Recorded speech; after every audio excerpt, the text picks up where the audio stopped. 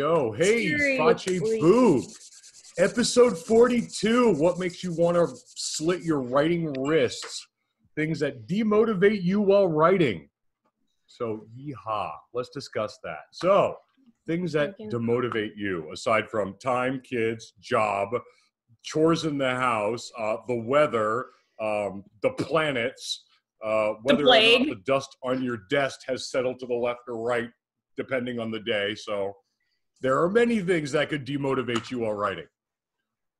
Okay. So what demotivates you guys? Why do I don't you know if get that's motivated? I don't know if that's really demotivators so much as that's just, logistical Wind out of your difficulties. sails. What do you guys think? Yeah, Wind out of that's your really sails? it.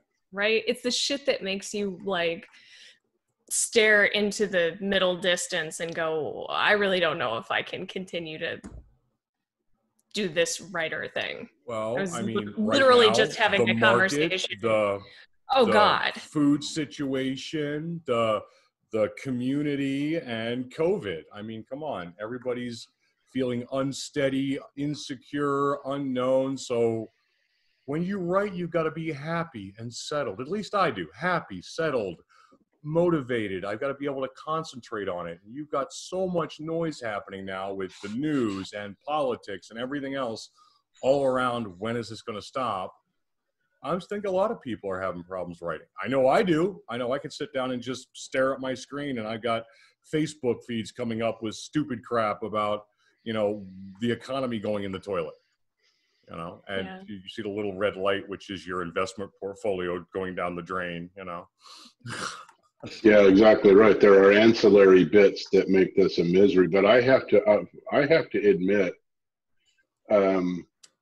I don't say this to anyone, but I have found I'm using COVID as an excuse to not write because I don't feel like it. That's not a good reason.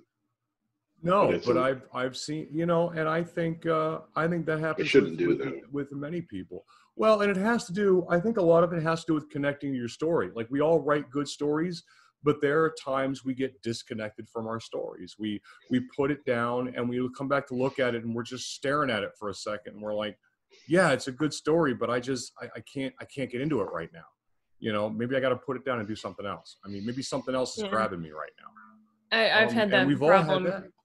Yeah, I've had that problem recently trying to go into book 4 of the series, and I'm like, oh God, it's just been so long since I've really gotten in there that not only am I a little disconnected from the story, but I've kind of forgotten like the world.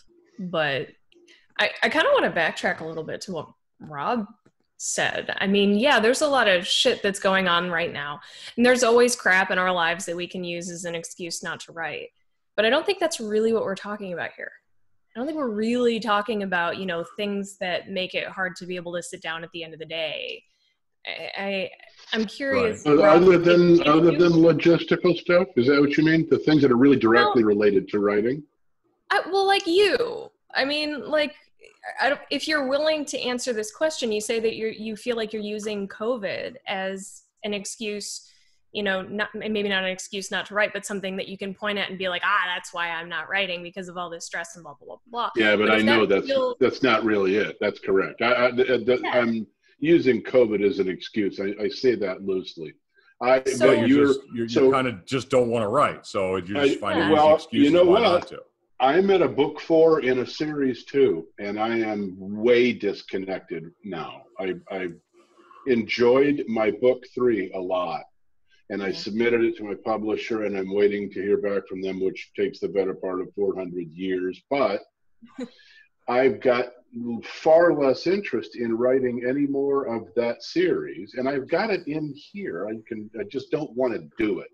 I have other projects that I would much rather write than book 4, and so it could be I bit off more than I could chew syndrome. I should have left it at a trilogy and moved on instead of telling everybody I'm going to write 6 books, which at the time I thought I can't do this in anything under 6 books.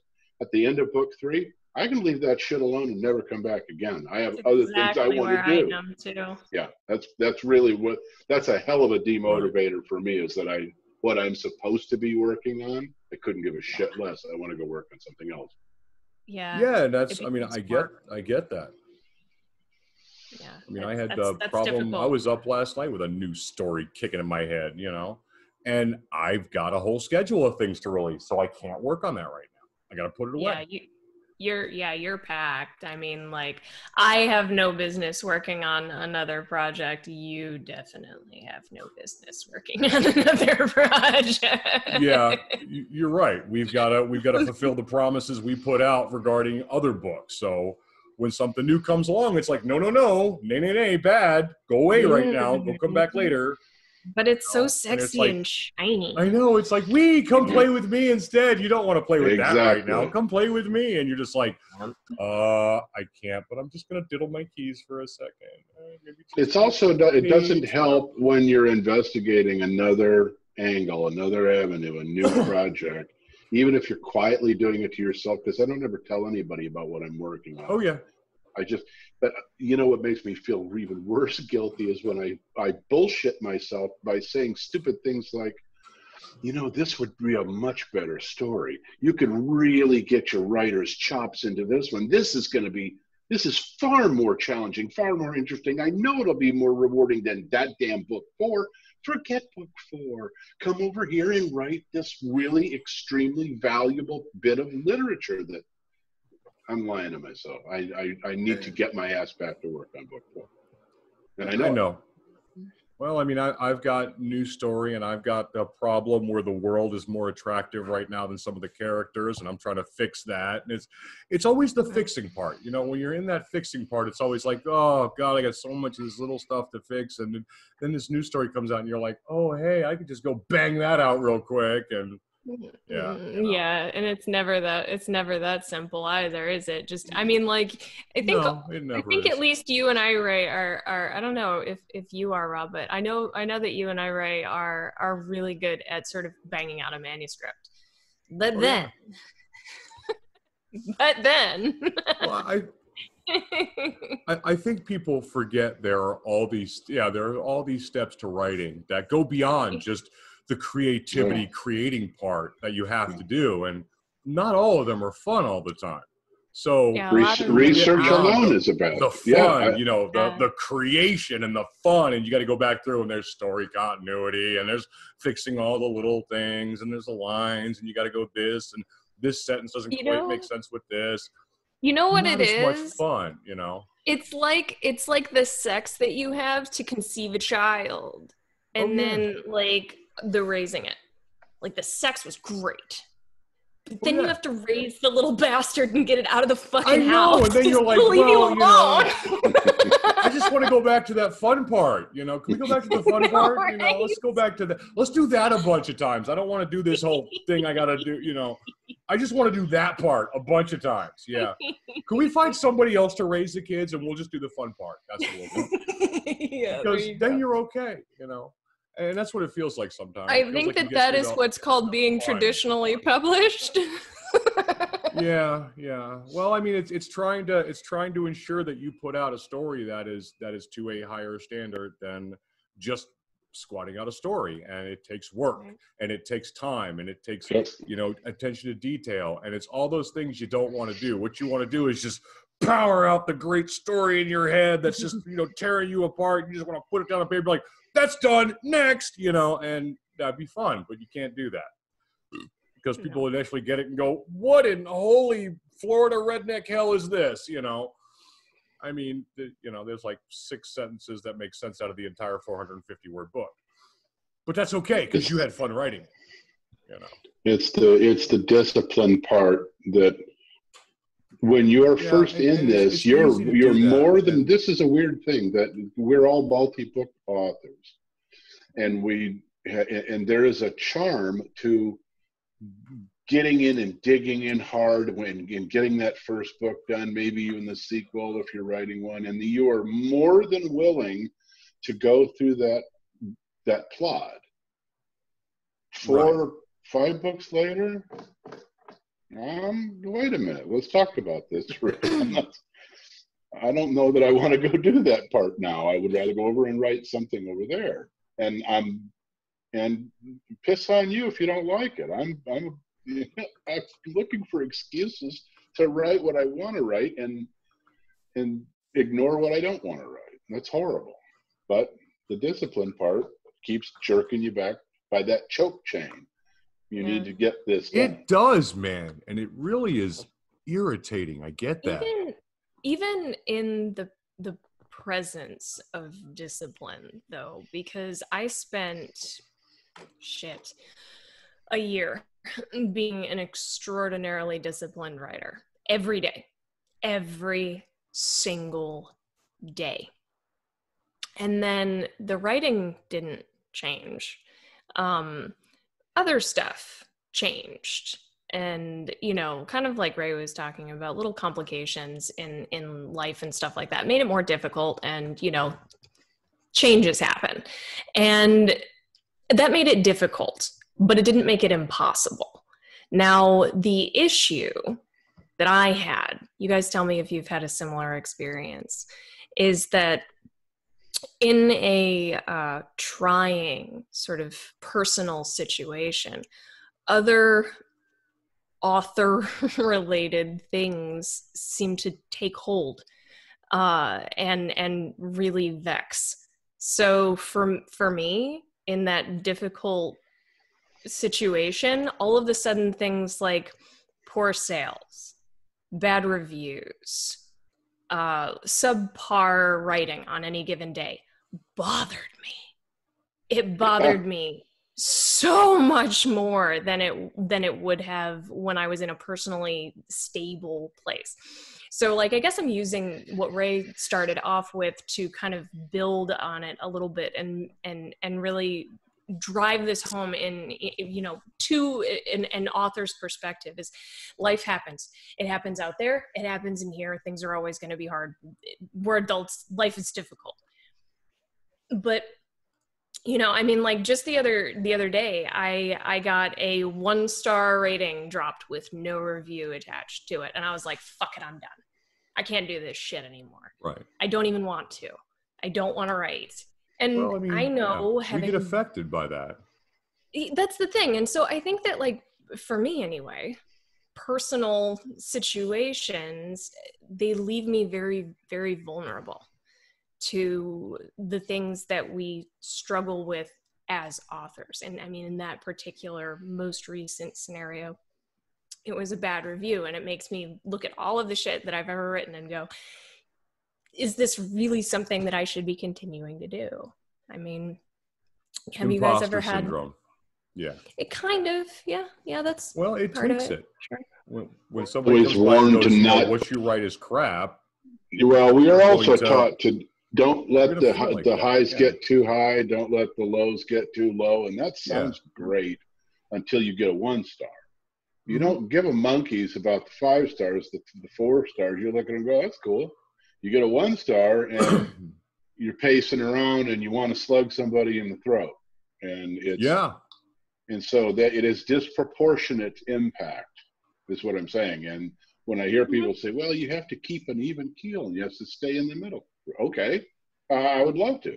You come right inside here and show me how that's done on this individual brain level, and I'll be right there with you. Otherwise, don't talk to me. Yeah, that's right. Yeah, no, it is hard. I get it, and that makes sense. It makes it hard to sit down and concentrate on the book and be like, well, you know, if people aren't going to like it, why am I going to write it? Exactly. We have to self-doubt. Yep. You know, we have to remember we have a lot of people. We have very supportive fans for the most part, and people who are really good about telling us they like what we do and they want to see more. And I think it's easy as authors for us to take that and go, yeah, that's great. But for some reason, we like to focus on that negative. We always do. It's like the positive is great, but tell me in nauseating detail why you hate the book so my soul can be crushed. You know, I mean, I don't know why we do it, but we all do. I mean, I do it too. It's like, oh, yes, in detail. Tell me why it's so horrible. It's a sickness. I don't want to, you know, you pretend to laugh it off. You pretend to not care. Arithmetically speaking, one person giving you a 1-star. We talked about this at length a couple of times. It's not that big of a deal in the long run. Others might say, no, it's a soul-crushing, life-changing event. Not really. Right. You get to a point to where you go, I don't really give a shit what this guy or thought about this book, because in the grand scheme of things, his singular point of view is meaningless. That's true. But when you see that, when that jumps up, especially for the first time, it's not so easy to laugh it off. It's not so easy to look the other way, because self-doubt creeps in, and you wonder, are people being nice to me, or do they really like this? Is this really a quality book? This guy thought it was the worst book on the earth. Right. Okay. A lot of these people didn't, and so you do have to balance it out. But my point is, easier said than done. The emotional impact is not to be trifled with. That's it. That's what it is. Intellectually, we can look at that and go, numbers. It's not for everybody. You can't please all people, blah, blah, blah. But the emotional impact is severe. And like for me in this particular scenario, to take it one step further, it creates a whole lot of that, doubt and self-loathing and whatnot. I'm currently in my writing process at a point where I'm having to go back and review my old work to make sure that I'm creating airtight, continuity into book 4. And so I'm going back and I'm experiencing stuff from my early work. And it is so hard because I'm like, they're right. It's just absolute shit. Oh, it's shit. Because now I am doing that. I'm my own worst critic thing. And again, I know we do that. I know that I'm doing that, but emotionally, that's impactful. That is impactful. So like using that as an example, I mean, like, how do you deal with that? How do you take that, go, okay, this is my reality, and then still put one figurative foot in front of the other and continue to write, continue to create, continue to make. I had a little jolt in the last couple of days that was like a breath of oxygen from a writing perspective. Do you know what it was? What? It was your little scheme to read with other authors. That was like this, it ignited this little joy. And I went and I told you I was going to look at River, and I will do Seventh Wife. I'll get that to you. But I went in and I was plowing through River, and I'm looking at some of the other stuff and Ashley's stuff, and I thought, this is going to be so cool. I can't wait to do this. This is really a very good exercise. And at the end of it, it was, as I was delivering it to you, to the colorized version to you today, I felt so much better about writing, period. It was as though I kind of looked in the box, and my little words were all, it's okay. We're fine. Go ahead. You can like doing this shit. It was really uplifting. So just that's cool. Thank you for that, because it made me feel reinvigorated. It was like a little, it was like a little rebirth. It's hard. You know what I'm saying? Ray knows what I mean. I know. It comes from wherever it comes from, but it's damned welcome when it arrives. I was really, I was waiting to get to the, how do we feel better about this stage of the discussion, so I could say that. So a gigantic shout out to Glacia for inviting me to come along and play on such a cool project. It made me feel better as a writer. It's funny because there are times, I'll give you an example. Glacia sent me something today, and I read it, and I looked at it, and I went, fuck, I wish I could write this good. There are things that are written that you look at and you go, wow. I just like the flow or the feel and the way it's captured, and it's like,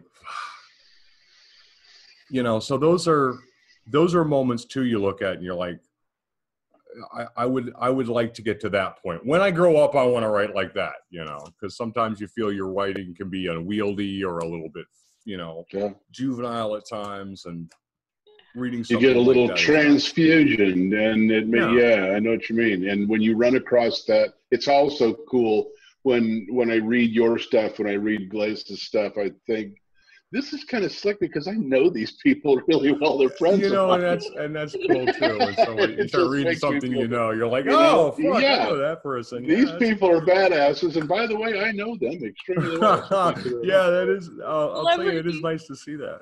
Yeah. Well, so shit. Is that the answer then? I mean, is it like a community thing?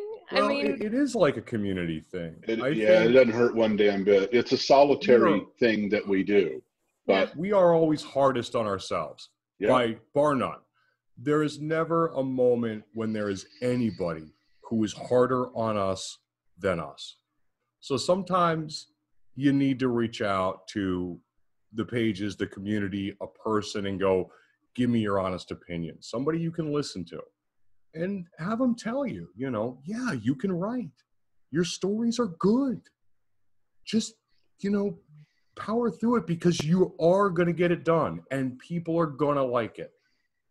And I think that's the biggest thing we have a problem with as writers. We get trapped in our own head about how much we suck. You know, and I do it just like every single other writer. You know, there have been crippling moments. I have crawled in, curled up on the couch and said, what the fuck do I think I'm doing? You know, yeah. There's and I've had conversations like that, you know. Yeah. And it's always funny, but it's the other people who are hardest on themselves, Glacia, who are the first ones to tell you, yeah, you're right, you're good, do it, don't stop. You know, and then they do it to themselves and you turn around and go, I'll give you the exact same advice you just gave me because I just read something from you. You know, and it's funny how we do that. We don't listen to our own advice. We're terrible at that. But I'm telling you, that little transfusion of creativity, you don't mind the needle sticking because it's bringing you sustenance, and it does lift you up. It does give you some faith and some emotional freedom. It boosts you. That shit's valuable. Very welcome too. And I find one of the things that get me out of a big funk when I'm stuck somewhere or just don't feel up to writing is talk to somebody you know. Work through the story. Talk through the story. Talk through the part. Explain the story to them because you wrote it for a reason. There was a passion when you started it.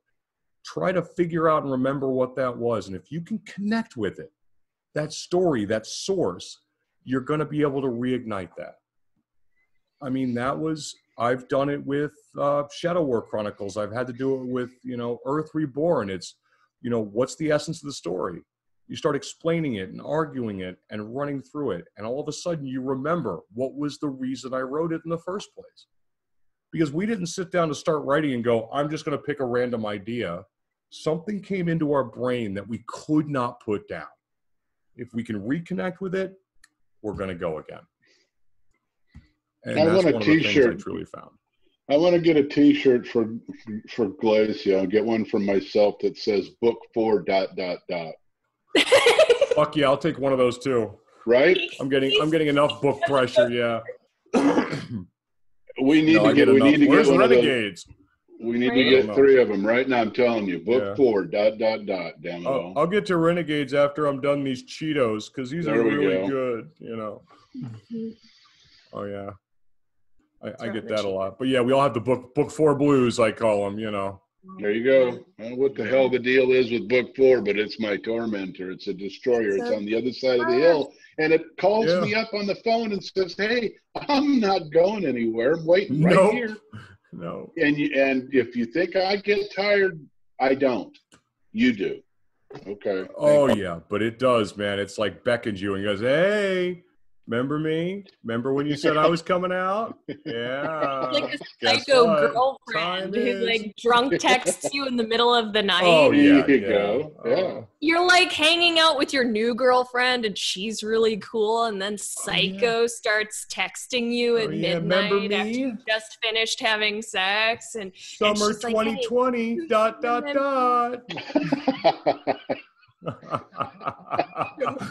Come on, baby. Time to come over. Yeah. I have 90,000 words that I have to write in about 90 days. and the new girl's sitting there going, "Who's that?" You're like, "Nobody, nobody. Nope. Hold on." Just a psycho that boils rabbits. Everybody run. Wrong number. Nobody. Yeah, I don't know right. who that is. Yeah, it's nobody. Well, Don't worry about it. The truth is that there is no elixir. There's no silver bullet. We get there any way that we can. It's just weird that we parallel in so many of these weird, bizarre kind of brain hurricanes. Like I was saying to Glacia earlier today, writers are just fucking weird people. Oh yeah, no, we are odd, dude. We are a whole different level of.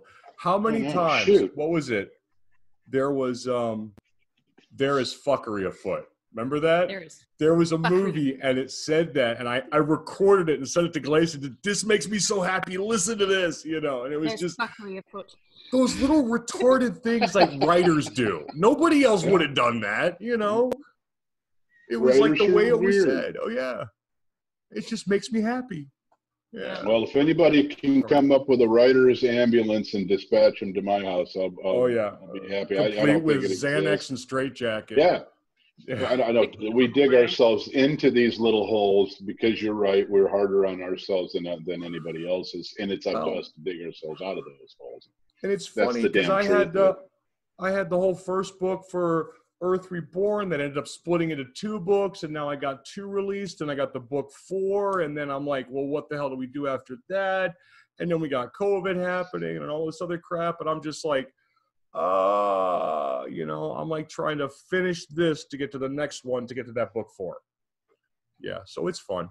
I'm trying to Hashtag 2021 has to be better. Hashtag 2021 has to be better. Yeah. Can we just fast forward to it? Get this shit out of the way. I'm just gonna throw toilet paper at 2020 and, you know, be done with it. We're like TP that bitch. We're gonna TP 2020. Yeah, no shit. Right. Oh my God. Let's just vandalize it. It's I think the more we put on ourselves, the harder it is to get into it because we feel overwhelmed. You know, and that's what it is. We've got new stuff we're working on, stuff we want to play with, and then we got this list of crap we got to get out because we said we would. You know, and fans are like, hey, I want to see that. That's really cool. And you're like, yeah, but there's this too. And they're like, well, just finish something. You know, I don't care. You know, we are the worst people to go chasing our tails around these different ideas just to do it, you know. But there's quicksand, though. There's quicksand involved because you struggle. The harder you struggle, the deeper into that muck you get. I think there comes a point at which you just have to sit back and say, you know, it'll get there. I'm not on any. Nobody has a gun to my head. I can do this. I have time. And remember that you do, and give yourself a break because it's a hard enough job to write a book. It doesn't need to be exacerbated by all of this ancillary shit that's got nothing whatever to do with COVID. It's just the weird neuroses that we carry with us, right? There comes a point where we got to reach into our drawer, pull out our big boy pants and go, shit, put them on and do the serious thing. Yeah. Do the tippy-tappy thing. I know the tippy-tappy thing where you got to finish something to get to the next one. Yeah. Yeah. As opposed to go running through the field going, wee, new story, wee, you know.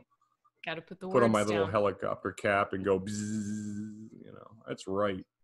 Because I know you've got, 2 new things plus the book 4 you got to write, and you've probably got something else concocting in that brain you're playing around with at the same time. Oh, yeah, there we go. I knew it. Yep, that's right. Yeah. And what was it? There we go. Particle accelerator. Particle accelerator. Me last night telling you I didn't sleep because I had that fucking story scene in my head that wouldn't go away that I had to take notes on to get back to Fallen. Yeah. So, and that's. This is easy. Oh, yeah. The hard shit is turning this into a 400-page novel. That is the psychological, emotional, mental gymnastics that we as creators have to. Oh man, I love that part. That rabbit holing, that creating, that developing the character in your head and those scenes and even dropping it on paper. It's the part afterwards where you wake up after the 3-day bender and go, holy shit, I got to make this make sense. You know, Grammarly's looking at you, flipping you off from the corner, and, you know, words in the corner, bitch slapping you, you know, and like, and everything is just completely red lines. I know, it looks so cool. Now it doesn't look so cool. I know, right? That's when you're like, Grammarly, help me out. And it goes, ha ha ha, ha 4,550 changes. We have taken over the entire internet to process your piece of shit book. You know. I hope you have a dedicated network, my friend. Literally. Oh my God. And you're just like, I got to make those changes. You know, yeah. So much fun. And if in case anybody asks later on through all the myriad channels of fandom that pour at both of you, doesn't necessarily hurt to pick up one of your favorite books and check out to a little quiet closet somewhere, just read for about half an hour and reconnect with why you like writing, because that's the shit. Yeah. That is what you're doing for somebody else. It's nice to reconnect with that.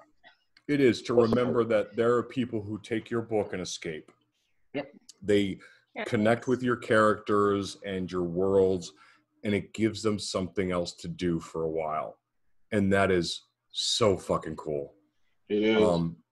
Just talking to one person who has done that with your book has done my brain a million times of good.